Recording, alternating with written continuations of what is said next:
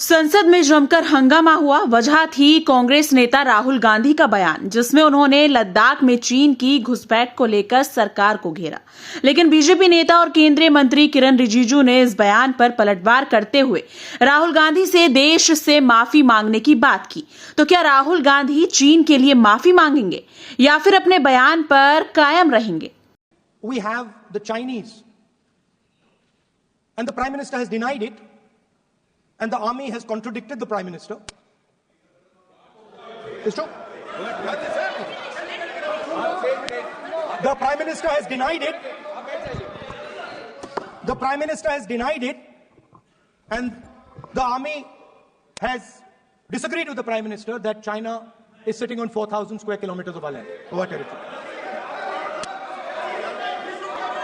राहुल गांधी के इस बयान पर भाजपा भड़क गई। इस पर केंद्रीय मंत्री किरण रिजिजू ने पलटवार किया, जिसमें उन्होंने कहा कि उन्हें इस बयान के लिए देश से माफी मांगनी चाहिए। चीन का प्रवक्ता से भी ज्यादा चीन का तारीफ आज नेता प्रतिपक्ष ने इस सदन में किया है।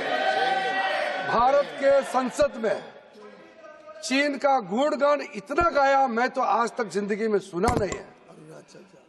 और दूसरी बात, नेता प्रतिपक्ष उसी पार्टी से आता है, इसलिए मैं कह रहा हूं 1959 में और 1962 में जितना जमीन हमारा देश का जमीन, चाहे वो लद्दाख हो चाहे अरुणाचल प्रदेश में हो, कहीं भी हो, 1959 और 1962 में जितना जमीन चीन ने कब्जा किया है उसके लिए श्रीमान राहुल गांधी माफी मांगना चाहिए, क्योंकि उसी का परिवार, उसका दादाजी प्रधानमंत्री थे।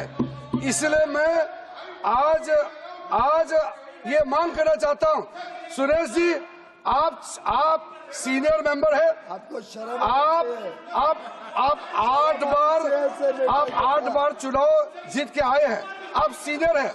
राहुल गांधी जी को आप समझा दीजिए। अभी राहुल गांधी जी बोल के चले गए, लेकिन आप समझा दीजिए ये भारत का संसद है।